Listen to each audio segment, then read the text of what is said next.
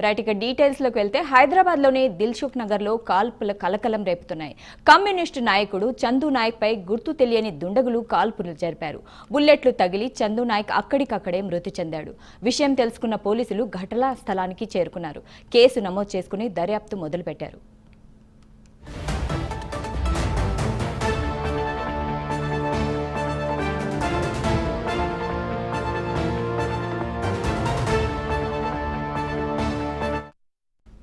ఈ విషయంపై మరింత సమాచారం మా ప్రతినిధి కుమార్ ఫోన్లో అందిస్తారు. కుమార్, చెప్పండి.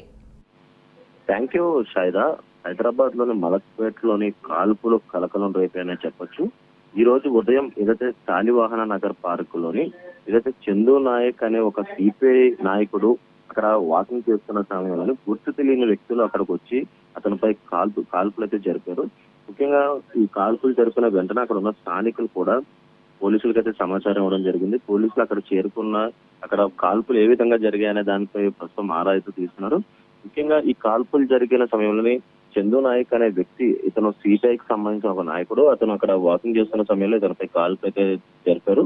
అతను అక్కడికక్కడే స్పాట్ లోనే మరణించినట్లు ఇప్పటికే పోలీసులు అయితే నిర్ధారించారు. అలాగే మరొక ఇతనిని ఎందుకు చంపారు అనే దానిపై ప్రస్తుతం పోలీసులు దర్యాప్తు అయితే చేస్తున్నారు. దీనిపై ఇప్పటికే కేసు కూడా నమోదు చేశారు. అలాగే ఈ దుండగులు ఎక్కడి నుంచి వచ్చి ఇతనిపై కాల్పులు జరిపారు, అలాగే గతంలో ఇతనికి లేదా బయట ఎవరికైనా సరే విభేదాలు ఉన్నాయనే దానిపై పోలీసులు అయితే ఎంక్వైరీ అయితే కొనసాగిస్తున్నారు. అలాగే అక్కడ ఉన్న సీసీటీవీ ఫుటేజ్ ప్రస్తుతం పోలీసులు అయితే పరిశీలిస్తున్నారు. వీళ్ళు ఎటు నుంచి వచ్చి ఇతనిపై కాల్పులు జరిపారు, అలాగే ఎటు వెళ్లారనే దానిపై ప్రస్తుతం పోలీసులు అయితే దర్యాప్తు చేస్తున్నారు. ముఖ్యంగా ఏదైతే ఈ రోజు ఉదయం ఈ సంఘటన అయితే చోటు చేసుకుంది, వాకింగ్ చేసే సమయంలో ఈ సంఘటన చోటు చేసుకోవడంతో కూడా అక్కడ ఉన్న ప్రజలు కూడా ఒక్కసారిగా భయాందోళనకు అయితే గురయ్యారు. ఎందుకంటే ఇది మెయిన్ రోడ్డు మీద అటు వాకింగ్ చేస్తున్న సమయంలోనే అటు ముఖ్యంగా ప్రజలందరూ కూడా ఉదయం అటు తిరిగే వైపే పట్టపగలు వచ్చి జనాల మధ్యలో ఈ కాల్పులు జరపడంతో కూడా ఒక్కసారిగా ప్రజలు కూడా భయాందోళనకు అయితే గురయ్యారు. అసలు చందు నాయక్ సంబంధించి అతను ఎందుకు చంపారనే దానిపై ప్రస్తుతం పోలీసులు అయితే దర్యాప్తు చేశారు. ప్రస్తుతం దీనిపై కేసు కూడా నమోదు చేశారు. సాయిగా, thanks for the updates Kumar.